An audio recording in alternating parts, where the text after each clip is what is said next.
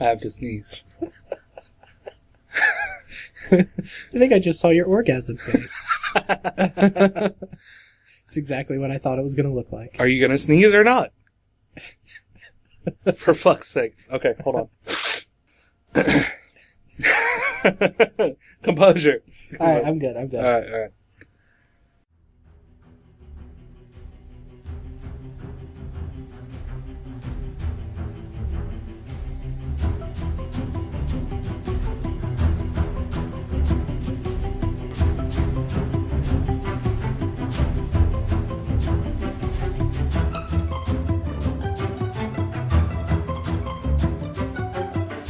Prepare yourselves for a battle of epic proportions between two titans. Feast upon their voices and revel in their words. This is Dueling Ogres.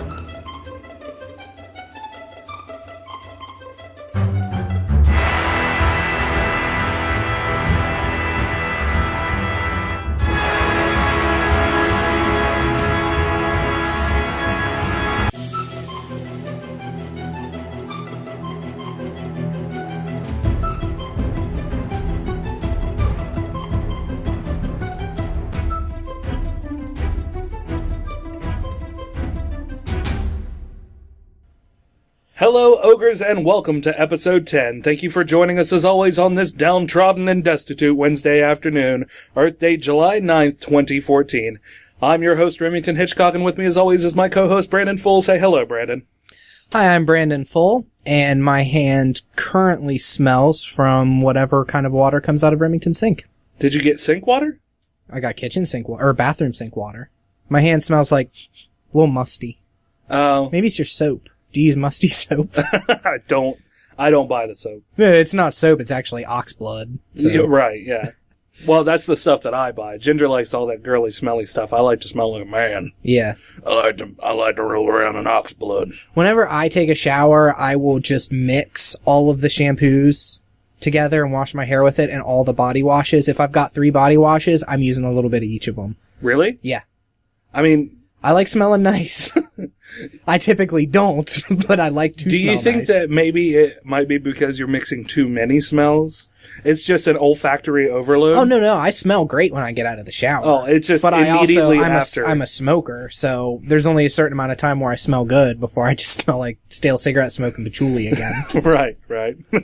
You and your patchouli. So downtrodden and destitute, huh? Yeah. You just finished reading Oliver Twist?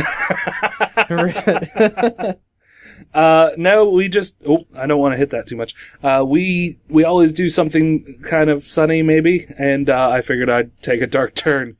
Yeah, as usual. It probably has nothing to do with the fact that I'm wearing eyeliner and black nail polish. It looks good, though. Thanks. I like it. Thanks. I mean, usually it doesn't look good on a fat guy, but... Yeah. It's kind of like, who's it, Morrissey that's the lead singer of The Cure, or is that the Smiths, the Morrissey? Or do you don't know music? It's not Real Big Fish, I don't so you know have no idea. Exactly. I don't know from music. That's all right. I constantly listen to ska, but I happen to be dressed like a goth. Yeah, right? a scoth. A ska. It sounds like something straight out. You just Star give the Wars. most lackadaisical, pick it up. Trombone solo. Pick it up. Jaman.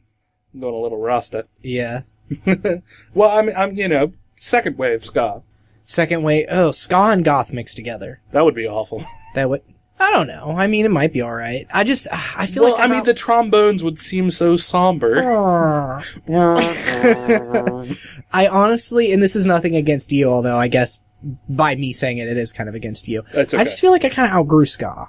You know? Really? Yeah. Well, yeah, you started listening to a lot of other stuff. Yeah, I mean, I kind of went from ska to punk, and then from there, I don't really listen to a whole lot of different music anymore it was either. kind of, I guess it was that alternative kind of vein. What, that I listened to? Yeah. I don't know what to call that genre. Because a lot of it was just... Most of my friends just call it shit. Well, I mean, there were some like the Mountain Goats. Yeah. It's kind of twisted and dark. Some of their stuff? Yeah, I don't really... I mean, I'm sure there's all kinds of weird, they're folk emo or whatever. I don't know. Yeah, maybe. And Mountain Goats are one of those bands that, I can listen to... I mean, I still actually, when I got dropped off over here today. I was listening to the Mountain Goats in the car. Oh, were you? But they're kind of, I have to be in the right mood for them, you know? Right, yeah. Whereas you, I've just never seen somebody consume so much ska. It makes me feel good. If I'm in a shitty mood, and even if I'm not in a shitty mood, I just like the upbeat and the trombones and stuff, and the trumpets and saxes and stuff like that. I could definitely see that. And I mean, you and I listen to a lot of the same, like, ska, and They Might Be Giants and that kind of stuff. I think where we diverged was whenever I started smoking pot. Right. And you didn't, honestly. Yeah. And I started getting into more of, like, the kind of slower guitar masturbatory stuff that I don't really like as much anymore. Right. But I mean, like, that's where I got my love of, like, Pink Floyd and David Bowie. Yeah. Thanks to that sweet Mary Jane. There are certain things that I like by, some of those older artists, but, there's a point at which it gets too psychedelic for me. Yeah, and I'm the same way. I lose my interest. I mean, I don't smoke. And it's one of those things that works well when you're high. You're like, oh man, I can just totally veg out. The first time, it was like probably the fourth or fifth time I'd ever been stoned, and I was riding in the car with a friend, and Starman by David Bowie came on. You know that song? Yeah. And we were actually going through the Taco Bell drive-thru, and he had it just cranked up. As like I said, fourth or fifth time I'd ever been high, and I was just like doing flips in space listening to this song. I mean, I was literally in my head like, there's a Starman. He wants to come and meet us, but he thinks he'll blow our mind. He will blow our mind. Oh my God, man. He's totally blowing my mind right now, and he's not even here. David Bowie, you're right. But I mean, and I still enjoy David Bowie. I don't smoke weed anymore, but I still kind of get that, feeling, I guess, when I listen to it, which is maybe why, like, a lot of dads, like guys in their 50s and stuff, still listen to like Three Dog Night and Steppenwolf and shit. Right. Most of them were younger when those bands were out and were smoking a lot of weed, so. Yeah. When it comes to David Bowie, the only CD that I remember getting was the one that he had released, quite a while after the fact, or after, his earlier stuff. The, one that was really, electronica almost. Mm-hmm. Like, very techno-y. Yeah. It had the song I'm Afraid of Americans on it. Oh, God, that album, yeah. That's not a good album. No, it's not particularly, but that song always sticks out in I'm my afraid head. of Americans. I'm afraid of the world! We can't I don't suppose we can sing too much of that before David Bowie sues us. I think for how much we just butchered that, he wouldn't sue us. He would just come here and like slap us very very femininely. How dare you ruin my songs. Slap. Ow, that was... Did you have to say slap while you slapped us? Yes. Have you seen a video for Dancing in the Streets? Oh, yeah, totally. Okay, what the fuck was going on in that video? Seriously. Was that just the time period whenever that was okay? Because, you watch it now and you're like, that is gay. Like, they're like... I don't know if David Bowie was openly bisexual. I think even if he wasn't, it was just kind of known like David Bowie's bisexual. Mick Jagger was the other guy, right? Yes. And I don't know if people were like, yeah, he's openly bisexual, because I don't think he is. But they were clearly blowing each other between takes on that music video. Seriously, not seriously they weren't, I don't know. But David Bowie has said that he fucked Mick Jagger. Has he? Yeah. I don't Yeah, know. he talked about it. Me not being in any kind of musical scene. He talked about it, and, or maybe it wasn't him, but it was somebody else who's in the field talking about Bowie and saying that he pretty much slept with all the male singers of the time. The only one who he kept trying to proposition and wouldn't, Iggy Pop. Oh, really? Yeah. That's surprising, I guess. What, because Iggy Pop wants to be your dog? Yeah. I like how we're discussing ska and David Bowie when it has nothing to do with the topics that we've chosen for today. Well, we need some sort of transition, I guess. Or we don't need no segues, son. Yeah, we really, this was kind of a last minute. I got dropped off here. Remington and I, pretty much every Wednesday, go and get Taco Bell before we record. Yep, for the most part. So we kind of just bullshitted in the drive. Like, alright, what are we going to talk about this week? Yeah, for being our 10th episode. It is episode 10. It didn't even bring that up, besides you saying it at the beginning. Right, yeah. Being our 10th episode, it's a milestone. It's a small milestone, but it's a milestone. Yeah, and we didn't even talk about it. We actually had people listen. I mean, we had a few people listen. Yeah. But we had people listen. The stats don't look promising. Not so far, no. I honestly think once we get off of SoundCloud. Yeah. Which is an awesome site. But without paying for it, we can put up, 2 episodes? Yeah, we have to put up 2 episodes and then, get rid of the last one. Yeah, we have to cycle out the last one. I think they'll still keep it on the server, but it won't be able to stream or whatever. It's not public anymore. Yeah, I think once we get an actual website, though, I think that'll help a lot. We can start promoting, because I mean, I've thought there's different ways I can go to other places besides clearly our friends on Facebook don't give a shit, which is fine. I understand. I know you see videos people post on Facebook all the time that you're just like, skip. So we need to get out to a bigger market, clearly. Right. But I think the first step before doing that is to have a website, to have a straight up duelingogres.com or duelingogres.dickfuck.com or wherever we decide to go, to be able to send people there where they can listen and download all of them, and we can have an email address set up. Yeah. Because right now we do, if you happen to be one of the 3 people that may chance listen to this once it's put up, we do have a Facebook page. Yes, it is not published yet? Not published yet, but I mean, if we want to go ahead and publish it, I can. We can publish it. I mean, we're clearly just starting out anyway. Right. So, you can go and like the Facebook page, I guess. Facebook.com/duelingogres. Contact us that way. Through the there. messages are open, or you can leave comments. If you want to hate on us, do send us a message, because we're sensitive boys. And yeah, it's fine. That'll be fun. But, I mean, at this point, starting out, the people who are going to like that page and comment are people that we know personally. Right, yeah. Which is fine. And, I mean, regardless of whether people listen, we're going to keep doing this. Yes, we are. So, we are this would be a good time. Else. If you're listening to this might be a good time to get in early, as far as because we're always looking for guests and stuff, Yeah. I mean, it's not just, hey, anybody jump on here. Clearly it's got to be somebody we can talk to or whatever. Yeah, we have to have some sort of rapport. But earlier is, I would say, a good time to get on. Yeah. Because we have toyed with the idea of having a third person. I think it works well with the 2 of us, but I think last week with Bree, it worked well having a third person, Yeah, I agree. I know we're a little, just from when we've had people in our D&D group, we are a little, I wouldn't say intimidating, because collectively we weigh 550 pounds or so. So we're not intimidating people, but we talk a lot. Our clearly, personalities. Clearly we're doing a podcast, we talk a lot, Yeah. So it is kind of intimidating to be a new person coming in to try to get in there. Yeah. I like the idea of having a third.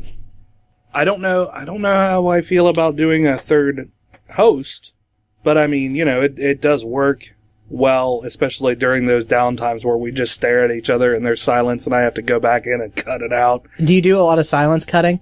Well, I mean, I do a lot of silence cutting, period. Yeah.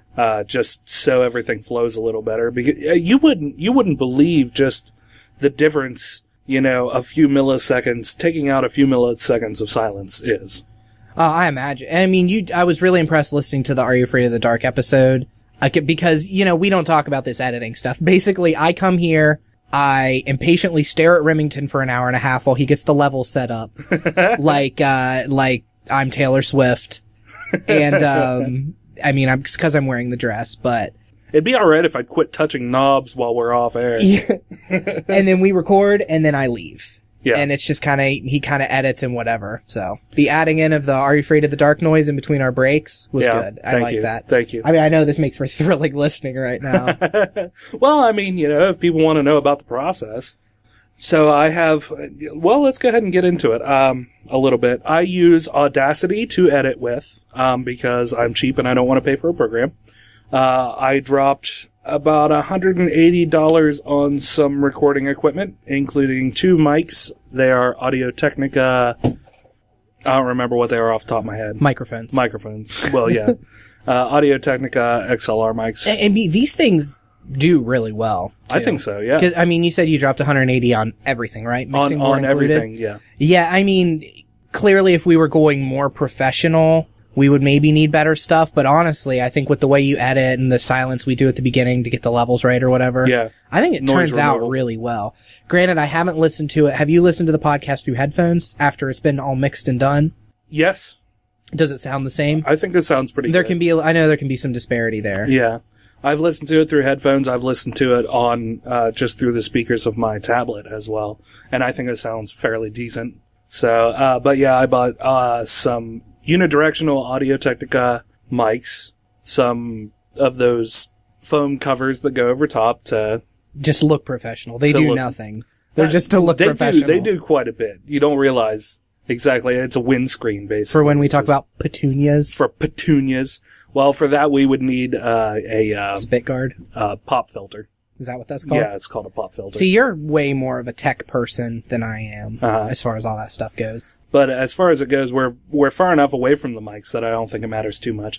Mic stands, the Audio-Technica mics came with an XLR 2/4-inch jack. I bought some low-Z XLR cables to replace those because it takes some of the electromagnetic sound distortion out from all of the tech that we have sitting around. Those feed into the the soundboard, the mixer, which is a Behringer Xenix 802. So and then I feed that in through a 3.5 millimeter jack into the computer. And I just recently, the reason why I have to keep screwing with levels is because I'm trying to tweak it to where I can feed the sound from the computer into the mixing board and then back out to the recording as well. So if we ever want to do some computer mixing sound or, stuff like the YouTube videos. Yeah. I can put that in without having. Because, it's weird definitely not effects. a professional setup, right? It's as professional as what we can get. It's about right as professional now as we can afford, yeah. Yeah. I'm impressed for the money you spent. You also got that editing raccoon that does all of our cutting for us. That's a good deal. Yeah. He's kind of hit and miss since he doesn't actually speak English. But he understands it. He's like Chewbacca. Yeah. So he just chitters at me. And you understand it. Yeah. Well, I took many, many years of raccoon lessons. Not just to speak raccoon, but to be a raccoon. So what was in Star Wars? I know we've never talked about Star Wars on this podcast before. So. Never. Is it just, is everybody multilingual then? Because a lot of times you hear people talking to aliens. Yeah. And the aliens understand English. Yeah. The English speakers understand alien, but right. they don't And they never mention anything like a babelfish or anything like that. Yeah. I honestly don't know. You'd think that Luke, being a moisture farm boy raised by his aunt and uncle way out in the fucking deserts of Tatooine, wouldn't have had the, time or effort or interest or wherewithal to learn multiple alien languages. Well, so when he goes to Mos Eisley for the first time, well, he didn't understand what that guy was saying. Ponda Baba? Yeah, Ponda Baba. Butt-faced walrus guy? Yeah. He doesn't like you. Oh, I cool. don't like you either. Alright, fuck off then. Yeah. Yeah, I don't think you see Luke although I don't know for sure, but I almost think that at some point Chewie would also talk to Luke and he would understand. Yeah. Which really wouldn't make a whole lot of sense. How would a moisture farmer on Tatooine know Wookiee? Yeah, yeah. I don't know. We're poking some holes in the linguistics of Star Wars. Because his uncle bought 3PO specifically because he was a translator droid. Right. So presumably he didn't speak. But he speaks Jawanese. Yeah, that's true. Or Jawinian. Jawinian? I don't know. And I guess it's more for the sake of just sounding silly, that Han understands Chewie and Chewie understands Han. Yeah. To have Han suddenly look at Chewie and right. And Chewie nods like he understands, or they share a little dirty Wookiee joke. there is some text that goes into the fact that Wookiees just aren't capable of making human speech. Yeah. Right? In the expanded universe. Yeah, stuff. And I guess that makes sense, but this is obviously thinking way too much into it. But they're bipedal humans, I guess in the same way you can't teach a monkey how to speak English. You can teach them to sign, but I don't think they can physically make the noises. Right, exactly. Yeah, I guess that does make sense, because monkeys can, and monkeys are about as close to humans as they could possibly be. Right, yeah. Anyway. So, on the way to Taco Bell, we decided that we were going to discuss some interesting internet things, not exactly memes, No. but things that people have done on the internet for charity, and then we'll kind of just, we'll bounce it back and forth about, there are also some other interesting stories, and there are literally tons and tons of weird things on the internet that you can find, but these are just a few. Yeah. Some of them focus on charities, and then a couple others focus on some darker stuff. The very, thin piece of string that holds all of these things together that we found are just that they happened on the internet. Right. I think that what it really boils down to is the internet is a very strange place. It really is. It is the Wild West of our day. Do you disagree? What, that the internet is the Wild West of our day? Yeah. I really have no opinion on that either way. I don't know from Wild West. I was born in the East. You gotta watch more Westerns, man. I really just don't have interest. Even after talking about Westerns, I really just... I like the Western episode. Yeah, no, I thought it was a good episode. Yeah, I can't wait to get that one up. Bat Masterson. Well, let's go ahead and start off with you. We'll go ahead and start off with the Smashmouth one. Alright. So we're gonna flash back to the year 2011. Okay. And in the year 2011... In the year 2011... There's an internet writer named... Now Conan's gonna sue me. With his lanky, weird-ass red hair. Named John Hendren. John Hendren. Who is a comedy writer for somethingawful.com, which is a hilarious sort of parody website. They update once a day with a bunch of different stuff. They do, genuine movie reviews, and then a lot of just funny fake articles or whatever. It's not like The Onion, it's its own thing. But definitely check it out, somethingawful.com. Right. Anyway, he started a campaign first through Something Awful and then moved to Twitter about getting the lead singer of Smashmouth, what was his name? You looked it up. Steve Harwell, or? Yeah, Steve Harwell. Having a CD, you would think you would have at least known the lead singer's name. I just knew him as Smashmouth. Whenever you meet him, if you see him, Hey, Smashmouth! Hey, Smashmouth, what's going on? Mr. Mouth? Excuse me, Mr. Mouth, would you please sign my bra? So, he started this campaign, as a joke, to get the lead singer of Smashmouth, who he just called Smashmouth. He didn't ever call him by his name, he just called him Smashmouth. To eat 24 eggs. Okay. And it was just a comedy article about, please eat the eggs. It's nothing sexual. I just want to watch you eat 24 eggs. You can do them in the park. You can do them at your house. I just want to watch you eat 24 eggs. Right. And for some reason, it took off through Twitter. And I can't even say for some reason. I think it was just the perfect storm of totally ridiculous, and probably a lot of the people who retweeted it were people around our age range who remember Smashmouth being really popular in 2000. Right, yeah. So, but it created the perfect storm where people were just constantly tweeting him, Mr. Smashmouth, please eat the eggs. And it just started this trend of Smashmouth, please eat the eggs. Uh-huh. And people were tweeting him. There were multiple articles on Something Awful written. I read an interview with him on here earlier where, people apparently got his home phone number and were calling him.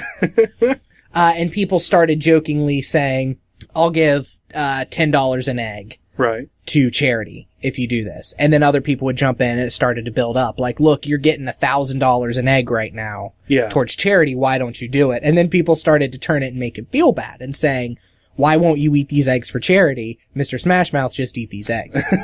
So finally he came out and he said, all right. If you guys raise $10,000 ahead of time for charity, I will eat 24 eggs. I think it was 3 days. It exceeded and got to $12,000 that he had raised for St. Jude's charity for the guy from Smashmouth to eat 24 eggs. So he eventually appeared in, I think it was Central Park, on a stage while All-Star blasted through speakers and ate an omelet of 24 eggs cooked by Guy Fieri. And he didn't finish the eggs, but he gave it his best shot. Right. So good on him. The R's are T's. Fieri. I thought it was Fieri. No, it's Fieri. Guy Ferrari. Guy Ferrari.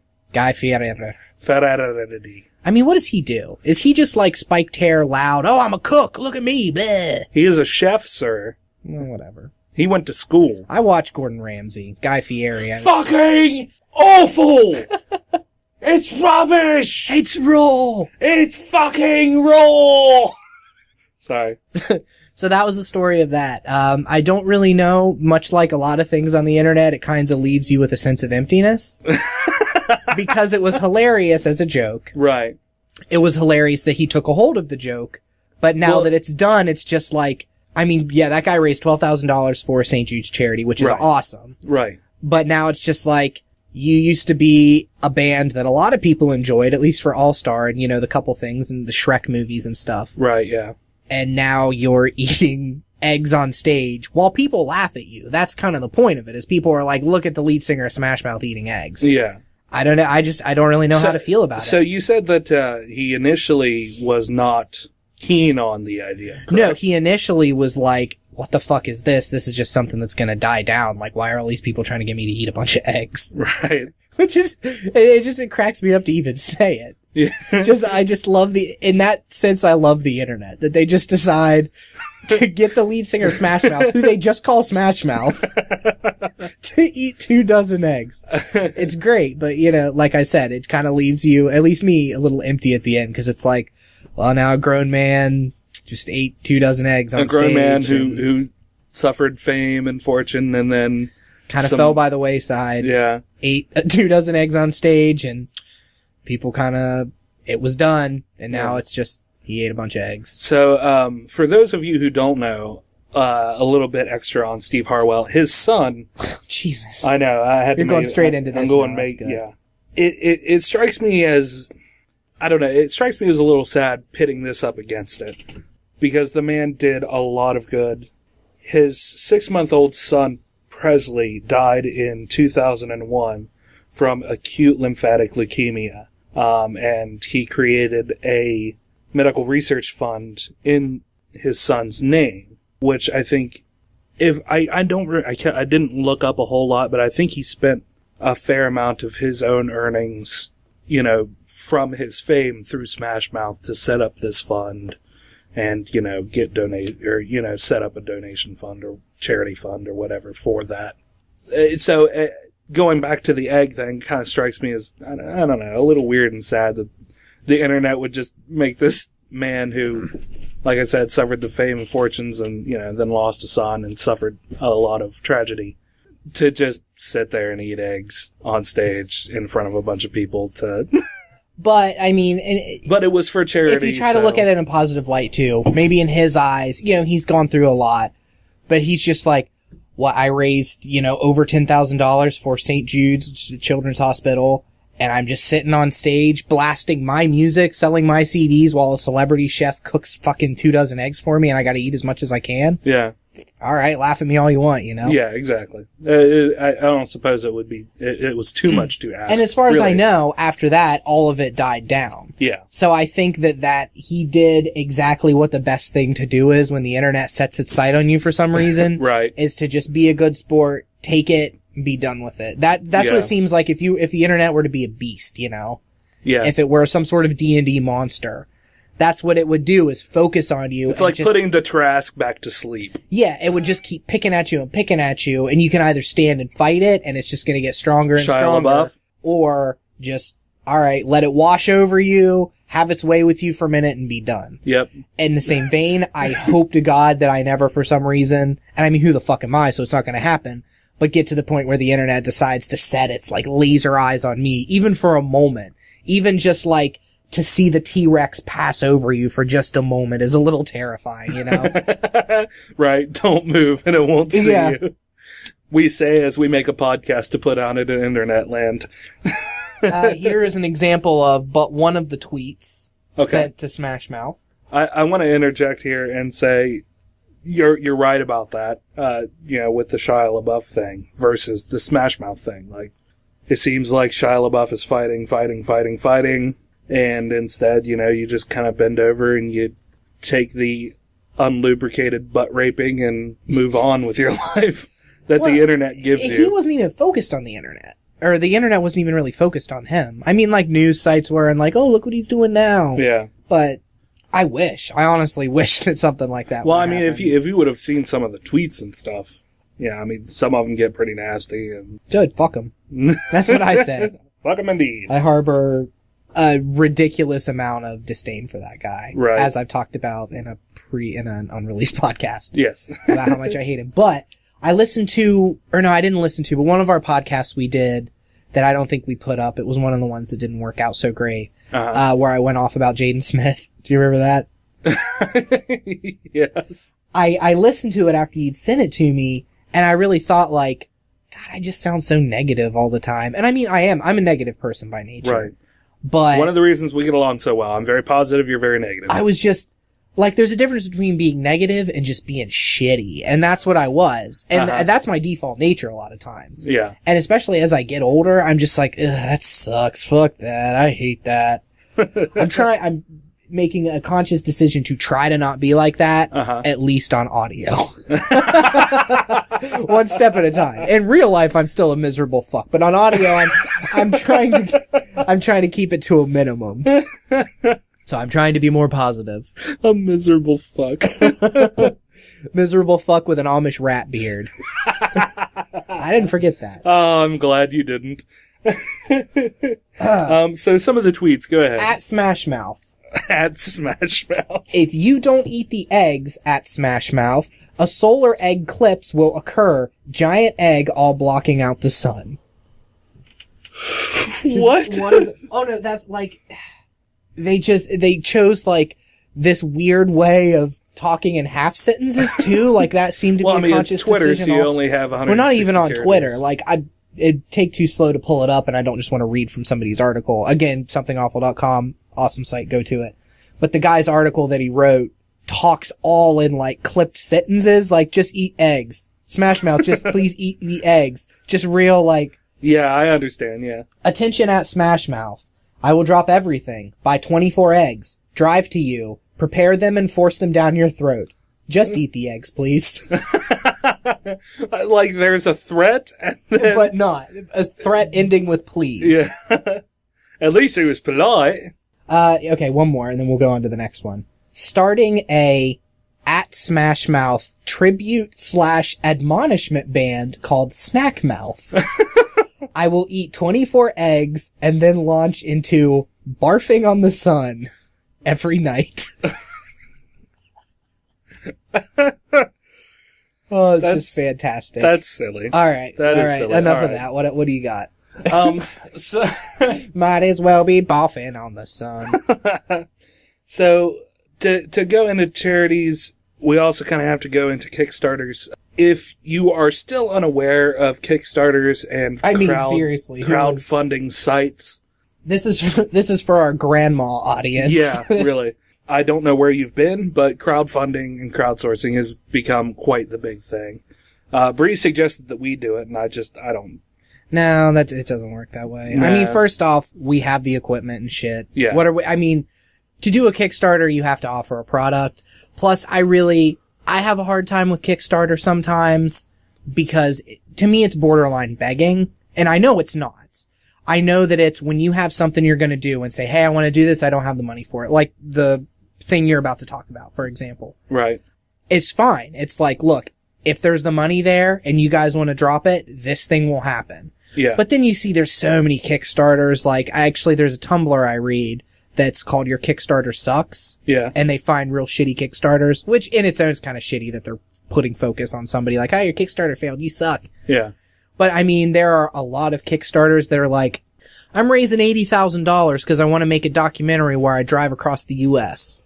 And it's just basically somebody who wants $80,000 cash to then, take a big fucking road trip and make like a 2-hour video of them and their friends having fun, Yeah.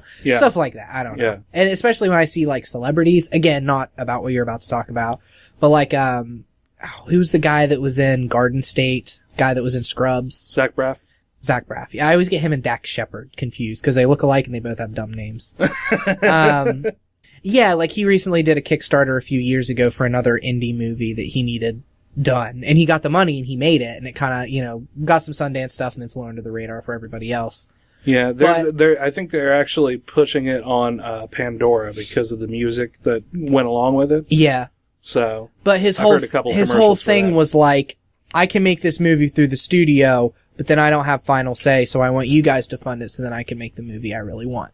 Yeah. Which I understand, but as he's making the movie, because for Kickstarter you have to have a video explaining what you want to do, he's talking about it like from the kitchen of his fucking mansion. And it's just like, I just have a hard time. And I mean, again, this probably goes back a little bit to my just shittiness. Right. But it's just kind of like, all right, if you're living in a mansion, you were in Scrubs for however long, you've done other movies, like, you got the money somewhere, you know a producer, like, you're going to ask the fans to just like, hey, give me more money so I can make this movie and then make more money. Yeah. Or you can just sell your mansion and live in a normal person's house for a little while. Yeah. I don't know. But I mean, again, that's just general shittiness. Go ahead. So, going back to Kickstarter, the one that I saw that I did not get a chance to give to, but if I would have had the money at the time, we were just getting started with the podcast. I was focusing my funds on this, and we were buying the house and all of your that. raccoon lessons. And the raccoon lessons.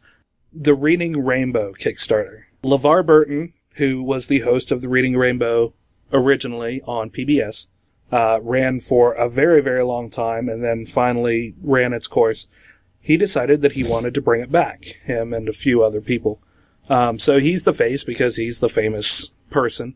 And he put it up on Kickstarter, made a video, and I think their initial goal was to raise $1 million for bringing back and funding more Reading a Rainbow. Do you know what, if they were trying to get it on television, or he was wanting to do like a web thing? Because I see just from the page you have up that he was wanting to get it back into classrooms, right? This is the actual Kickstarter, and bring Reading Rainbow's library of interactive books and video field trips to more platforms and provide free access to classrooms in need. Our Kickstarter is over, but it's not too late to join us. You can pledge at a different site at BackerKit. So it's readingrainbow.backerkit.com, and they've raised, it looks like, another $14,324 in BackerKit, so you can still donate if you want. It's a very, very good cause to get behind. Oh, this is like, isn't this one of the highest earning Kickstarters of all time or something? Yeah, I think so. So they, in just a week or something, they had hit their $2 million mark. I mean, it was just insanely successful. And on top of all of that, they ended up making it to $5 million. Plus, thanks to your contribution, Seth MacFarlane matched a full $1 million to the fund as well. So they ended up raising $6 million, plus you can still donate, and they will put Reading Rainbow on the web, free subscriptions for 1,500 plus classrooms, mobile Android consoles and OTT boxes, and free subscriptions to 70 subscriptions. I'm clearly drunk. Free subscriptions. Drunk on knowledge. Free subscriptions to 7,500 plus classrooms. That was the $5 million goal. Did you watch Reading Rainbow growing up? Yeah, I did. See, I didn't. I have absolutely no knowledge of even what it is. Right. It's been a long time since I've watched an episode. Did he read books to them? Well, it wasn't just reading books, it was, exploring their young sexualities. Whoa! That got weird fast. Give me some more money for that. Oh, jeez. No, Thanks for cheapening this very No, it's cool. It is weird. Again, this shows sort of the other side of the beast that is the internet, where people decide to get behind something and they're like, yeah, I can, I like Reading Rainbow. This is a good cause. Yeah. Let's see here. Stretch goals, t-shirts, designs, downloading complete series,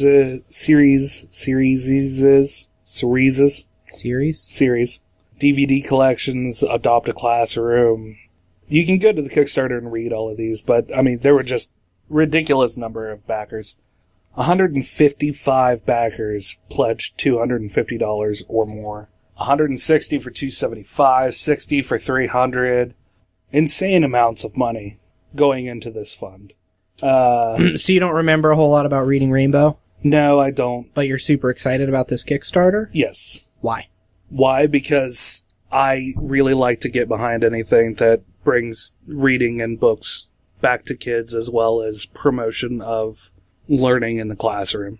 Which is funny. I don't have kids, but I know that our school system just isn't as good as it could be, and teachers are underpaid, and classrooms and schools are underfunded, and it's something that is extraordinarily apparent, especially on the internet. Even if you just look at your Facebook and you see people who just cannot spell, or they have no idea that they're spelling things wrong, and terrible grammar and just no thought going out of them. With the not being able to spell or terrible grammar, that's just and a stuff, small niche. Yeah, and I don't even think that necessarily means that the people are uneducated. I mean, I know more than one person who is very well spoken in real life who just chooses to use the shortcuts and this and that online. Yeah. I mean, I know back whenever I first started on the internet and, whenever I chat and stuff and was capitalizing, punctuating and things like that, I would get people kind of laugh at me, are you talking like that? It's the internet, Yeah, yeah. People that weren't any dumber or smarter than me. Yeah. But at the same time, I mean, just you see more of it nowadays. I go back to the story of the girl who didn't know. Oh, you needed the fucking internet You needed the fucking internet to talk on AIM. To talk on AIM. Well, that's because that girl was 14 and stupid. Well, she was older than that and still stupid. But that's just it. We grew up in this time where you and I had to understand how the back end of the internet worked. Yeah, and we're definitely in a point now where you don't need to understand. Right. But I also think that since this is the future of where everything's clearly going, I think schools are just doing catch up. And they're doing way slower catch up than, what they should have, maybe. Right. But, I mean, half of my family are teachers. Yeah. I don't understand it at all. I've never been interested in, that kind of aspect of it. Because, even though I have a daughter, my general dislike of children. Not her, clearly, but just general dislike of, I don't know you, are you talking to me? Get out of here, son, you bother me. Get out of here. But yeah, I think they're doing catch up. And with Reading Rainbow, you're the perfect example. You said had you had the money, you would have donated to it. You don't remember what Reading Rainbow was at all. But the nostalgia plays a huge part of it. Yeah. And I think that that's what happened. A lot of people, again, our age, Reading Rainbow was even older than what we were, though, right? Wasn't Reading it was Rainbow around for a really long time. It ran from the 80s all the way up to, I think, the 2000s. Really? Yeah. Wow. But, PBS's funding started going downhill. So, I mean, they still exist, I think. But PBS was, public broadcasting system. And, they were paid for by viewers like you. So... Well, you get people like us, and especially I think we're in an age of nostalgia right now. Uh-huh. And it's always been like that. In the 90s, it was popular to wear 70s or 80s clothes or whatever, and everything makes a comeback and everything comes around. But now that we're so connected with the internet, it's a lot easier to be nostalgic. I mean, shit, we did an episode about Are You Afraid of the Dark last week? Yeah. And now people our age, it's getting to that point where people our age have jobs and have access to disposable income to buy every season of Are You Afraid of the Dark or give money to Reading Rainbow because it's I remember that. I like that. That makes me feel happy. I guess that's kind of the basis of nostalgia is I remember that and that was a good time period. I want to be in that time period again. Yeah. But at the same time, I mean, this is a little bit more than that in the fact that it is going further to educate and bring our children into. Oh yeah, I'm just saying that I think the nostalgia. But yeah, the core of it is the core of what made it funded. I think. Yeah. It did not all of it. I'm sure there were some people who were I don't know what this is, but I mean, if it's going to help kids in the school. Yeah, I agree. See, I have debatably a more important Kickstarter pulled up here. By all means. This one had a goal set of $900,000. Okay. And ended up cresting $4 million. Wow. Mm-hmm. $4 million. Okay. It's hilarious to follow up yours with this. This Kickstarter was created by Keiji Inafune. Okay. Japanese. Yes. Who was the original creator of Mega Man. Oh, okay. He, for some reason, I don't know the story, but for some reason left Capcom. There was some sort of bad blood there. He lost the rights to Mega Man. Okay. Who he had created, but it was one of those, like, you work at Marvel Studios, you create a superhero, when you leave, you don't have control of that superhero Unless anymore. you're Stan Lee. Yeah, well, Stan Lee created Marvel Studios. So Exactly. He's alright, he gets a pass. Right. So he was running a Kickstarter to create his own game. Okay. And he had the goal of $900,000 to create a fully playable 2D side-scroller using kind of the same basic design as Mega Man. I mean, that's the character. So it's basically Mega Man without being called Mega Man. And the whole point of the game is, again, you fight bosses, defeat them, gain their powers to move on. Right. So he's basically making a new Mega Man game without being able to call it Mega Man. It's called Mighty Number 9. Uh-huh. And it's about which is, for the record, extraordinarily Japanese. Yeah. Mighty Number 9. He started out with his $900,000 goal to get it on computer. And then as he set more stretch goals, like, if I get here, I'm going to put it on PS4 and Xbox One. And if I get here, it's going to go to 3DS and PlayStation Vita. And he hit so many of his goals that it's coming out for basically every system ever. Wii U. Nice. That's awesome. Yeah. I'm excited about it. I mean, I love Mega Man. Games are awesome. Yeah, you were a huge Mega Man fan. I mean, I think it probably should have led with this before we went to the Reading Rainbow thing, because they made $1 million less than fucking Reading Rainbow. Yeah. For basically a new Mega Man game. Well, two, because Seth MacFarlane's putting up $1 million. Yeah. Which, I want to go into that. I think the Seth MacFarlane thing is kind of interesting because there are a lot Seth MacFarlane has this, you either like him or hate him, sort of stigmas about him. There are certain aspects of him that I like. I like his humor and things of that nature, but he has some extraordinarily liberal views that come out through Brian especially, and sometimes he plays them to the nth degree, but you can tell that there's a lot of him in that. Yeah. Where he's actually playing the character to be annoying, but you can still see that he's trying to make a point as well. I think it kind of sticks in my craw a little bit. I don't like things to be too... I enjoy Family Guy. I wouldn't go... A few years ago, I would have said, I love Family Guy. Yeah. Now, I definitely like Family Guy. I've watched, except for the last season, every episode of Family Guy that's on Netflix. American Dad, I do enjoy a lot. Yeah. Even Cleveland Show I can watch, here or there. I've seen every episode of the Cleveland Show, but it's not something I'm like, I'll put this on while I'm writing or drawing or whatever. Right, yeah. Family Guy started to feel like that friend you would have who people might be sitting around having discussion about religion. Yeah. And that one friend that's like, you talking about Jesus? I fucked Jesus in the ass. The one friend that's, you know what I'm talking about? The friend that's just trying to like immediately take it to the extreme, and they'll say it with like that challenging look of like, what?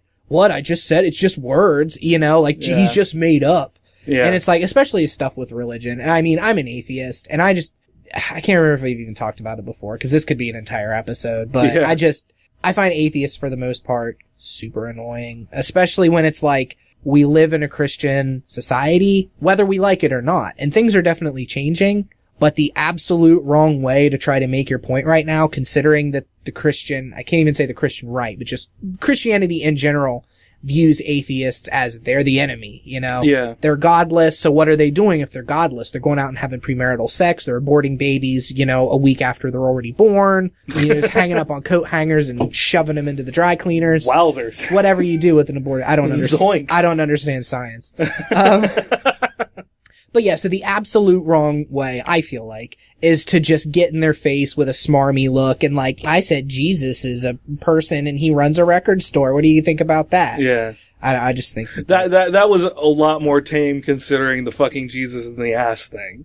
Well, that was a Family Guy thing. And even then, I didn't find that was offensive. That episode where the bird is the word.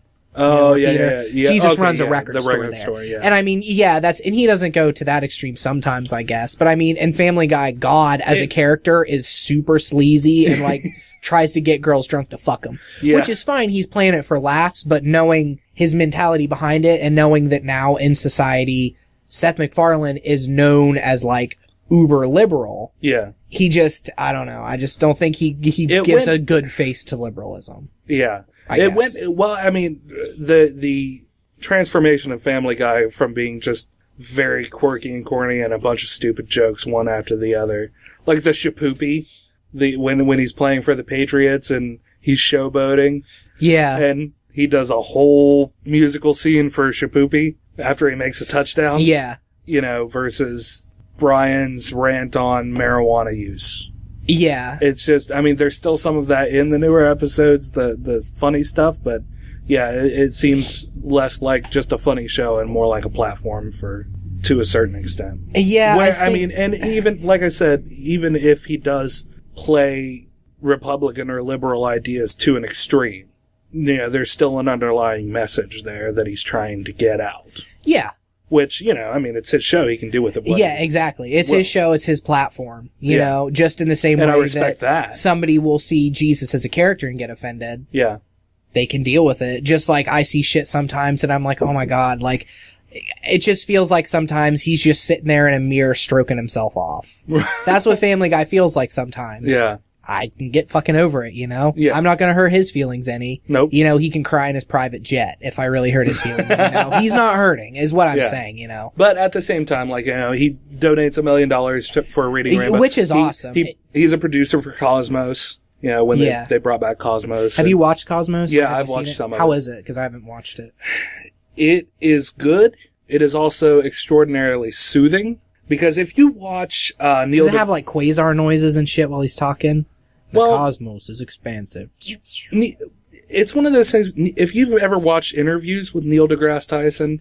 I didn't even know that he was a person until Cosmos. Oh, really? I'd never heard of him, yeah. Really? He's very passionate about a lot of things, and if you're watching interviews with him, he'll get really excited about ideas, and that's what drew me into him. He's an interesting character, and he's speaking, you know, from the hip about things that he's passionate about. And the way he phrases things and, you know, he makes jokes. He's a funny guy. Yeah. But when you're watching him on Cosmos, his delivery is very deliberate and slow, and it's very soothing. And it's delivering information, but it also makes me tired. So I don't want to say it's boring. It's not boring. But just the soothing nature of his voice when he's talking is a little sleepy. So you think he just needs to pick it up a little bit? Yeah, they need to pick up the... they need to have him, like, riding on an asteroid. Just like, look at this shit! I'm on a fucking asteroid! Yahoo, motherfuckers! That would be a show I would watch. Me too. What else do we have here? Seamless editing, sir. Seamless editing, sir. We just took a break. I got a... Yes. Diet Coke with lime from your fridge because it is fucking burning up in here. Because we turn the fans off when we record. Yeah.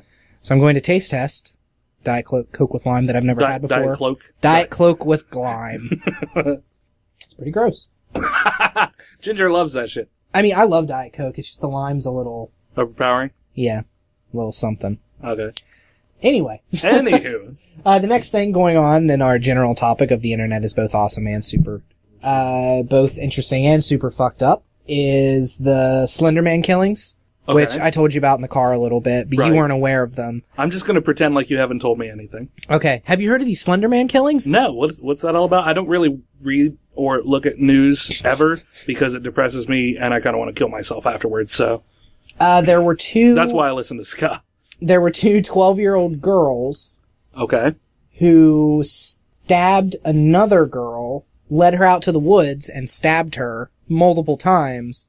Would you say like 15 sometimes? Yeah, but I mean, you should know by now that I kind of just, if I don't know something, I just kind of make it up. Okay. So I don't know how many times they stabbed her, but it was multiple times. Right. Led her out to the woods and stabbed her multiple times, and their reasoning, and left her for dead. And their reasoning was they were appeasing Slenderman. Splendaman. Splendaman. Splendaman. Because they wanted an appropriate substitution for sugar. Yeah, that's pretty much it. I mean, it's all over the news. It's fucked up. Kids are stupid. I mean... Yeah, I hadn't seen that, but I mean, you know, a cult sort of mentality is something that has been with humans since the dawn of time. And it becomes a lot easier when you have internet and you can, any crazy idea you have, somebody else on the internet agrees with that crazy idea. Yeah. And I mean, have you read much creepypasta? Probably not. No, I don't even know what creepypasta is like basically short to like multiple page stories where people write horror stories, and a lot of times they write them as if they were true. Okay. As if like, this happened to me, I'm locked in a room, I don't know where I am, if you're getting this, please help, it's too late for me, like that kind of shit. Okay. There's creepypasta, I think it's creepypasta.com is where you can read a lot of them. It started on, I think, Reddit or 4chan. Okay. But yeah, a lot of them are centered around Slenderman. And I don't know that much about him. I know, I guess from the games that you can't look at him. Looking at him means he's gonna get you, I guess. Yeah. He's like a tall, lanky guy in a suit, white face, he has tentacles coming out of his back. Yeah. I think there's one YouTube video I saw a little while back where somebody made a Slender Man video. Oh, there are all kinds of Slender Man videos. Yeah, I'm sure there are, but this one was from one of the bigger YouTubers. Uh-huh. And he ends up like just eating this girl or something to that effect. Sounds hot. Yeah. Consuming. Yeah, consuming. Okay, gotcha. So tell me about a little bit how Slenderman started. I mean, were you correct in the way that you... Slenderman started on the Something Awful forums. Okay. Which are notoriously difficult to get into, by the way. Which is both irritating about the exclusivity of the internet sometimes and kind of funny. It's $10 for life to get in the Something Awful forums. Okay. But they have like pages and pages of forum rules, and if you break any of those, you're just immediately banned. It's like, thanks for the $10, you're banned. Huh. So there's a lot of good stuff that comes out of the forums, but they're really, really exclusive. I've never tried myself because I'm afraid I'm going to break one of those rules. Uh-huh. I guess the general idea is, just don't be an idiot. Like, a friend of ours, Ethan, was given a free account to the Something Awful forums and was banned within 2 days. Wow. And what he was banned for was commenting on things too early because he had a new account. So once you get your new account, it's a faux pas that will get you banned to comment on stuff for the first couple of weeks. Okay. Because you're supposed to lurk, I guess, to see how they talk. I don't really know. But the forums look neat. Anyway, Slenderman was started on the forums as they sat down to just say, hey, let's create an urban legend. Okay. And that's what he was a bunch of guys on forums who love, like, photoshopping stuff and, dumb jokes and memes and then also some really good stuff too. But just et cetera, created this urban legend of Slenderman. Yeah, so he was created through the forums. Okay. So the fact that these teenage girls, they're 12, so yeah. I don't know how old the girl was that was stabbed, but she wasn't much older. I don't know if she was 12 or if she was older, but she was a little older, I do know that. It's just, I don't know, it's just insane. There's not really a whole lot else to say about it. It's just... Yeah. And the people, like, the Creepypasta website who hosts most of the Creepypasta stories, most of them starring Slenderman, did put a big thing on their website because when it was in the news, it was a big thing like, and the Slenderman who came from Creepypasta, the news people are. So a lot of traffic went to the site and there was a lot of blame thrown at them, of course. Yeah. And so they put out a thing basically saying like, these are stories. We know they're stories. If you have this feeling that you're afraid that it's real or something, contact somebody because these are just stories. Yeah. And then also deflecting the blame from themselves, which they should. As well they should. It's not like they were putting how-to videos on how to stab your friend or whatever. I mean, there is some fucked up creepypasta out there, don't get me wrong. Right. But... Now, were they deflecting it back to something awful saying that it came from there? Or no, they were deflecting it. They were deflecting it, period, and saying, Slenderman's not real. Yeah. If you feel that way, they basically kind of went on to say this kind of stuff stems from emotional problems. Yeah. And then kind of went into if you feel like you're having these thoughts, contact these people and these people and these people, Uh-huh. So, like helplines and stuff like that. Yeah. Okay. Is where it went to. So, yeah. That's... Classy move, creepypasta.com. Well, I mean, there's just, there's a lot of weird people out there. I keep drinking this Diet Coke with lime and it's, ugh. Boy, I'm glad that Ginger will be sitting here listening while I edit this. Knowing that I'm drinking her Diet Coke with lime. She's going to murder you. Well, at least she knows that I we'll didn't never enjoy do it again. Yeah, she knows I will never do it. She knows I didn't enjoy it. So, I guess that'll be... Ginger, if you are listening to this, you won. Because I'm reluctantly drinking it. And I will finish it. But I won't enjoy a moment of it. Getting back into some of the lighter things. Lighter, but still weird. Going back to charities... I found just a quick blurb, and this was written by somebody who, going back to how people are not very well written on the internet, there are a lot of problems in this article that drive me insane. And so you even see it in people who are trying to post news articles. It's like, Microsoft Word has built-in spelling and grammar checking. Can you not run the fucking program? It takes a second. Yeah. That's the kind of thing that pisses me off. Well, it's the same as when you see people post on Facebook. And it's just like, Facebook underlines things that are misspelled. Yeah, well, and to that end, though, I mean, that's a little, that's just a social media platform. That's not an actual article that you're posting on a website for people to take you, at least a somewhat serious mentality to what you're writing. They're reading something to be informed about. Yeah, you saw that a lot on Your Kickstarter Sucks Tumblr. Is some of the Kickstarters that they highlight are like clearly misspelled and like, we was hoping for 1,000. Yeah. Blah, blah, blah, Yeah, that kind of awfulness. But anyway, it highlights 15 weird charities. I'm just going to go over a couple, 2 or 3 or 4 of them maybe. 2 that involve animals and insects. These are from years ago, like 2010, 2008, stuff like that. 67-year-old man from Australia, Nick LaSouf, S-O-U-E-F. Somebody can... he was from where? He was Australian. He just has a very French-sounding last name. Nick LaSouf. Yeah. Hey. That's a real good Australian accent right there. Also known as the Australian Spider-Man. I'm the Australian Spider-Man. Is preparing to spend over 3 weeks, which he's already done this, enclosed in a space with hundreds of poisonous spiders. He was doing it to raise, I think it was $50,000 for a charity, a 12-foot by 4-foot space with hundreds of potentially lethal redback spiders, huge huntsmen, and black house spiders. He's done some other stunts, including most time in a snake pit, a shark tank, and now in a cage of full redback spiders. Did he raise the money? I could not find whether or not it was successful. So he's dead. So he's probably dead. But he was 67, so he led a good life anyway, right? Yeah. I'm gonna fuck this spider. I guess because they streamed it, I guess one of the more interesting things was that after a few weeks, the spiders just started cannibalizing themselves, which, of course, made them much more dangerous to him as well, because they would find him a tasty snack, I would suppose. Yeah. The other animal story, I think this one was from like 2008.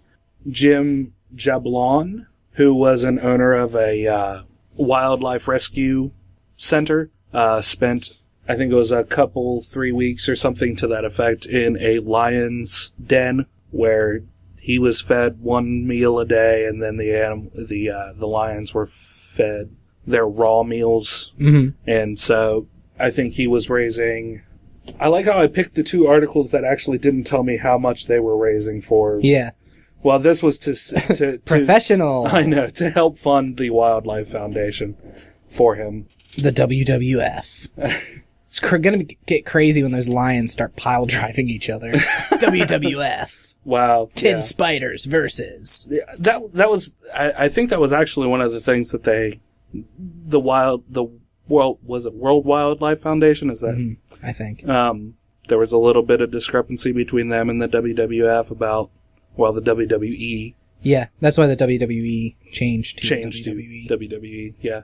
So, they missed an awesome chance to have, like, Macho Man wrestling a bear. Yeah. To combine them into one super company. Yeah, that would be cool. Just a That'd panda be great. bear. Yeah, like a panda bear as a heel. They're so docile. You'd never be able to fight a panda bar. If you punch You'd never be able to fight a panda bar. If you punch a panda enough, he's gonna wrestle you. If you punch a panda enough, stop it. Quit it. Okay, fine. Fine, swipe. Well, yeah, that panda. Can I have some bamboo? See, that now? panda might be docile until he's going for the belt. Right. Right. He's climbing up a ladder. Slowly. Running upstairs. Rising up. This one, a British daredevil who had attempted this stunt in a movie. and almost died from it. Are we still talking lions, or is this something new? No, this is a new thing. This was a British stuntman. Okay. Who in Death Race, is that? Death Race was a movie, yeah. Well, no, this one had, I think this was that one series with Charles Bronson. It was like Death Race 2000 or Death Race something. No. This was early movies, 70s, 80s, not Death Race. No, there was a Death Race. Well, I know there was a Death Race, but it was a movie about racing to Will you death. shut up? Anyway, the movie starred Charles Bronson. Older people know what the fuck I'm talking about. It wasn't Death Race. Anyway, 26 years after he almost died filming a similar leaping stunt, he had suffered a fractured spine, pelvis, and horrific burns when the scene went horrifically wrong on the set of Michael Winner's 1985 thriller starring Charles Bronson. Oh, Death Wish. There it is. Death Wish. Yeah, Death Wish. Shut up. So he comes back, now 64 years old in 2011, and does the same stunt for a charity. And I guess the charity was like, we didn't ask him to do this. We're kind of trepidatious about him doing this. We're not even involved. We don't really want him to hurt himself. And they almost didn't take the money that he raised for it. Because they were like, we don't want him to hurt himself doing this. We really don't want to be a part of this 64-year-old man's death. But they did. Fantastic. And he talked about maybe doing a similar stunt again to raise money. And they're like, we're not going to stop him from doing it, but we are not encouraging him to do it either. Let's just say this man has a death wish. Oh, fuck you. Yeah! So this guy, the 64-year-old man's like, yes. Here's what I'm gonna do. He's British. Here's what I'm gonna do. I did this stunt, and I almost died. I'm older now, and I'm wiser. I'm gonna jump off of this wall with the fire behind me, and I'm gonna give yous the money that I raises. I'm gonna give you guys the monies that I raises. And they're like, we don't want you. No, we don't want you damaging yourself, sir. Go home. You have grandchildren. Please, what are Rocky, you doing? Please go home. Rocky Taylor, please go home. I can't hear you over all the explosions in my head already. And all of these terrible memories I'm bringing back. So you're gonna take this money and you're gonna give it to those poor charity people. Oh, wait, how fucked up would it be if this was just a super elaborate plan for this guy to kill himself? Oh, God. That would in front of a bunch of people. I mean, you wouldn't see that from a stuntman. Stuntmen don't kill themselves on purpose. But maybe for some reason his life went to shit, or he had some sort of inoperable disease or whatever. Yeah. And he decided, I'm gonna go out with a bang. I'm gonna go out how I lived, running from fire. Yeah. So, here's a picture of him. You can see him leaping from this building. And, he comes out. He's not even in shape. That's the best part. Yeah, no. I mean, he's probably in pretty good shape for like a 60-some-year-old guy. Yeah, he's got that, like, once you hit that age where you're kind of, your body gels together. Yeah, he's got that portly belly, and he looks like he's quite a tall man. I mean, that guy's awesome. I will definitely give him that. Yeah, he comes out of it, you know, I like the next picture of him. Where he's just wearing on like fire. A Kill Bill jumpsuit. Yeah. On fire, or fire behind him, just... He engulfed himself in flames in preparation for his comeback stunt. He's so casual about the flames, too. He's like, I'm just on fire. This is what I'm gonna do now. I'm gonna set myself on fire for this photo shoot. I didn't even do this on purpose. I was working on some blowtorch stuff. I'm just always a little on fire. Where is this? So people can look it up. This is a Daily Mail? This is dailymail.co.uk. They can just find it if you say Daily Mail. And what's give the guy's name so if they want, they can his look it name up. is Rocky Taylor, and you can look this up. You know, it was part of a film stunt that went wrong, so it should be pretty easy to find. You should leave this up since we're putting this out and telling people to check out the Facebook page. Yeah. We can post, this is our first official link for people to read. Okay. So then when they listen to the podcast, they can see that and be like, oh. Okay. That's what they were looking at. Right. It's like we're sharing a room together. together. I can't wait for a website, man. Yeah, so we can actually just cool. share some of the links that we might use for these. Well, you want to get to your last one because we're running long on time here. I've got two more. One is a breast squeeze charity in Tokyo. Surprisingly done by the same guy. No, it wasn't. It wasn't even, he didn't even start the charity. It's just after he, as a 67-year-old man, jumped out of a flaming whatever the fuck he just did, so many breasts were offered to him that he's like, this is for charity, honey. His wife's sitting there like, Albert! No, honey, I'm raising money. That wasn't even his name. We just said his name was Rocky. Oh, I thought you were making a joke. No, his name was Rocky man Taylor. Named Rocky? Rocky Taylor. Yes. That is just as cool of a name as Bat Masterson. I'm Rocky Taylor. Okay, so breast squeeze charity in Tokyo. This was 2012. They might continue doing it. It's hosted by the Japanese Paradise TV, which I guess is a porno channel, from what I read. The money goes to the Stop AIDS charity, which is promotes awareness, treatment, and prevention of global AIDS. So, in exchange, the donors get to grab the boobs of one of 10 adult movie actresses known as Oppai Momi. You get to line up, have your ID checked, so you have to be over 18. You donate your money, you sterilize your hands, and then you squeeze boobies of porn stars. Huh. And that's all you do for that. The the other charity, this one was 2008, and I couldn't find any continuing information on it. The Naked Clown Calendar. Graduates of San Francisco's Clown Conservatory class of 2008 have stripped down to their birthday suits to make a 2009 Naked Clown Calendar, a joyful and humorous work of art the clowns hope to sell in honor of beloved mentor paralyzed from the effects of multiple sclerosis and others stricken with the disease. Of course, this one hits a little close to home because Ginger has multiple sclerosis. Yeah. So, and you know that if you can, image, it was a little hard for me to find information on it, but you know they're tastefully done. You don't see any breasts or genitals. And well, then why did they strip down? Well, I mean, they're just. I don't know why they decided to strip down for it, but they're kind of cool pictures. I mean, if you aren't one of those stupid assholes who are afraid of clowns for no reason because clowns are there to make you laugh, I don't understand the fear of clowns. I don't. I don't. There was a study done where they think that the fear of clowns is the same reason why we have a fear of the uncanny valley, because clowns distort their faces in such a way as they look almost human but not. Okay. It just, to some people, are more sensitive to it than others, and it just weirds them out. Okay. Apparently. Like, somewhere in our brain, because we judge so much off of facial expressions and stuff that when your face is obscured or looks off, it really rings in, like, that primal part of our brain that just knows, like, something is wrong. This isn't what this is supposed to look like. Okay. I don't know. Clowns make me laugh. I find clowns, like, one of the lowest forms of humor ever. Well, yeah. They are, but I mean, they're supposed to be. Oh, yeah, sure.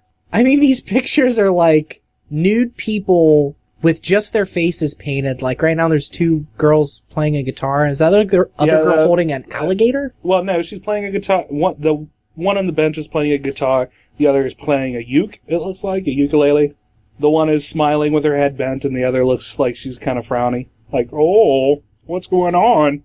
But anyway, you know, it was to raise money and awareness of multiple sclerosis in homage to their professor. So that was nice. And then to finish out is the Kickstarter for Potato Salad by Zach Danger Brown. I'm going to finish up with the potato salad. This just happened. Yeah, too, this right? was still ongoing. This is an ongoing project. You are welcome to. His goal was $10. His goal was $10 to start off. It is now raised. Hold on, let me refresh the page. Okay, so the Kickstarter is what? Before you say how much it's raised. I just said it. Did you? It's potato salad. Yeah, well, all you said is okay. It's a Kickstarter for potato salad. You gotta fucking... No, I'm not. Literally, the first line is, I'm making potato salad. Basically, I'm just making potato salad. I haven't decided what kind yet. Update, we did it. Stretch goals, $35. I will make 4 times as much potato salad. I know 40 isn't 4 times 10, but you guys have earned it. $75, pizza party. $100, I will try 2 different potato salad recipes. Update number 2, all the potato salad that fits to print. We made the news, let's keep up the good work, new stretch goals coming. We're making a lot of great progress. Update number 3, it's time for us to think about getting hats made. Stretch goal is 250 better mayonnaise from the natural food section, so he's going to be using a better, more healthy mayonnaise. $300, he calls a chef to get a better recipe. $300... For an extra $50, he makes a phone call? Yes, for an extra $50, he makes a phone call. This is fantastic. $350, make way more potato salad and probably do a third recipe. So Probably do Can't even be bothered. Extra $50 and probably. I mean, I'm not nothing set in stone, man. New stretch goals. $1,000. I'll do a live stream of the potato salad making. $1,200. I'll pay someone to film a thank you video for all of my backers. A big stretch goal. We're really tearing through these stretch goals. I honestly don't know what is realistic anymore. So I thought maybe we try to double the current number. $3,000. My kitchen is too small. I will rent out a party hall and invite the whole internet to the potato salad party. Only $10 and more backers will be allowed in the kitchen. The internet loves potato salad. Let's show them that potato salad loves the internet. Okay, so now... Wait. The best part, risks and challenges. It might not be that good. It's my first potato salad. I mean, and I don't think I've ever made potato salad, but from my basic understanding, you mush up some potatoes with some mayonnaise and like some celery, right? As a basic... If you want to talk about the most basic potato salad you can, you generally have... There are a couple of different kinds. There's an Amish style and there's a mustard style. Mustard style's gross. I've had that. I'm not a fan. You tend to boil the potatoes until they're not mushy but soft. So almost to where if you were making mashed potatoes from straight potatoes, to where you could mush them. You use a mayonnaise base generally. Usually some spices, occasionally some celery. It just went up while I was looking. Yeah. Occasionally some celery and usually boiled eggs, hard-boiled eggs. You cut up inside. Okay, so do you want to now say, goal of $10. He clearly at least got $1,200 because 23 days ago is when this was started. So he has now raised. This project will be funded on Saturday, August 2nd, 2014 at 9:47 a.m. Eastern Standard Time. He has 5,227 backers. This is based out of Columbus, Ohio. He is currently at, as of 9/01/7/9/2014, $42,684 in backing. That's amazing. I mean, it's fucking potato salad. This is the alpha and omega of the internet getting behind something fucking stupid. And it's fantastic. It really is. In all of its stupid glory, it is the pinnacle of internet ridiculousness.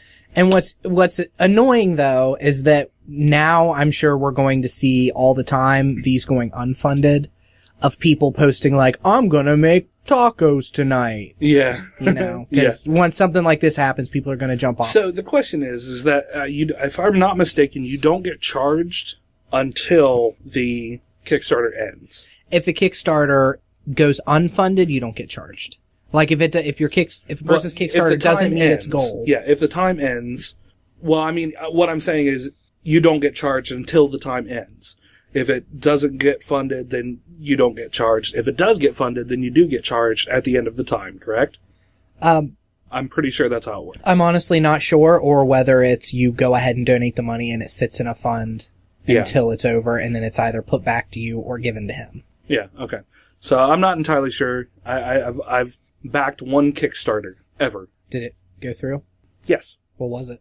I think it was a new kind of 3D interactive gaming system. Mm-hmm.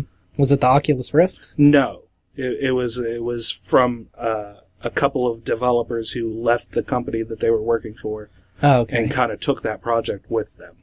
they owned the rights to the project, so they took it with them. But the company wasn't funding it anymore, so they decided they wanted to stand behind the project and went with it. So anyway, I can't remember what it's called off the top of my head. I'd have to look it up, and I'm not going to waste your time with that. I lost my train of thought. So internet, potato salad. Potato salad. The question is that, okay, so depending on when they actually take the money out, I assume that any time before the time is up, he could end this project. So perhaps, since it's gotten to be such a ridiculous thing, perhaps maybe he'll let it go to see how far he can get and then just end the project and no harm, no foul.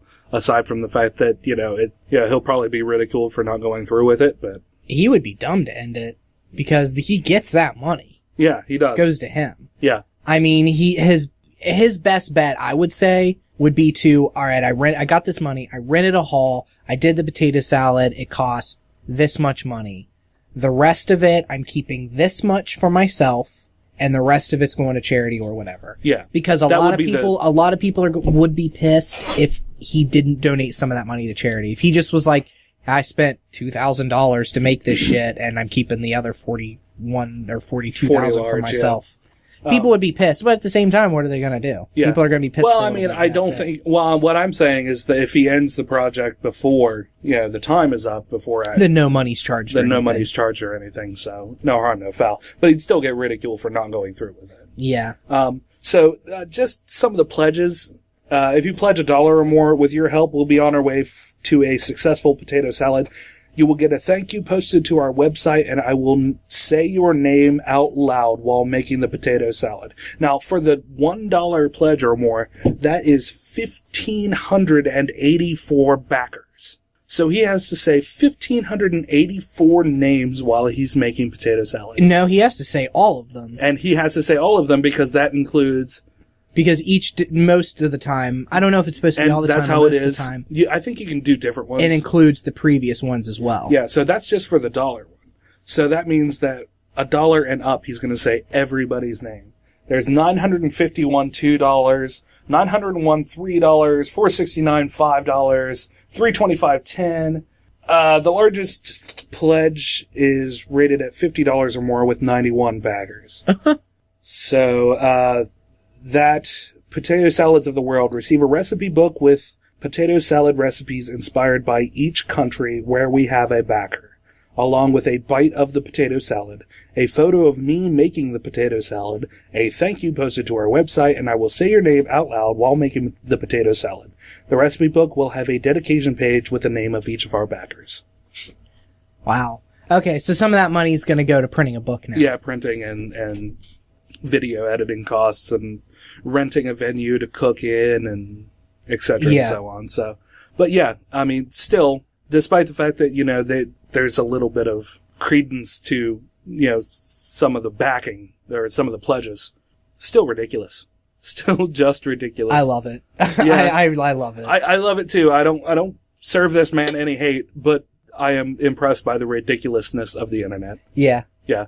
So, okay. I think we can go out on that. Anything else? Yeah, I actually, real quick, want to read my favorite creepypasta. Okay. Since we were talking about it. Okay, it's real short. Okay, we'll go out on that, and maybe I'll put some background music in there. Okay. Hold on. Okay, go ahead. A few years ago, a man was walking down a road because his car broke down, and he saw a car coming up behind him, so he stuck out his thumb to hitchhike, and the car stopped ahead of him. He ran up to the passenger side and opened the door. When he opened the door, a skeleton popped out. Arrgh! I don't know, I love the simplicity of that one. Really. Yeah. That's pretty much the caliber of a lot of creepypastas. This is yours right here, Rem. Oh, we're gonna have one out for me. I picked one out for you here. Okay. This is probably the most famous creepypasta. Okay. I'm just got it highlighted there. Okay. Don't read it until you start reading it out loud, okay? Okay. And we're gonna go out on this. Thanks for listening, guys. So you're with your honey, and you're making out when the phone rings. You answer it, and the voice is, "What are you doing with my daughter?" You tell your girl, and she says, "My dad is dead." Then who was on the phone? No, you missed Then who was phone? Well, I put in words, I can't help it. I have to read it like a normal fucking person instead of a retard who wrote it. Then who was phone? I messed up the delivery, my bad. Oh my god. I don't know which is stupider, the creepypasta or you. Because I can't read. So you're with your girlfriend and you're having a fun time. You're having a good time with your girlfriend. And suddenly you get a phone call. Alright. Alright, everybody. Let's fucking bury this thing. Yeah, let's put it in the ground and never speak of it again. Thank you for listening, everybody. Thank you for listening, Episode everybody. 10. Bam. Episode Done. 10 in the bag. fucking bag. Right. High fives. All right. Good. That'll sound real good. You've been warned. All right. Good night, everybody. You warn them after the fact. You shut up.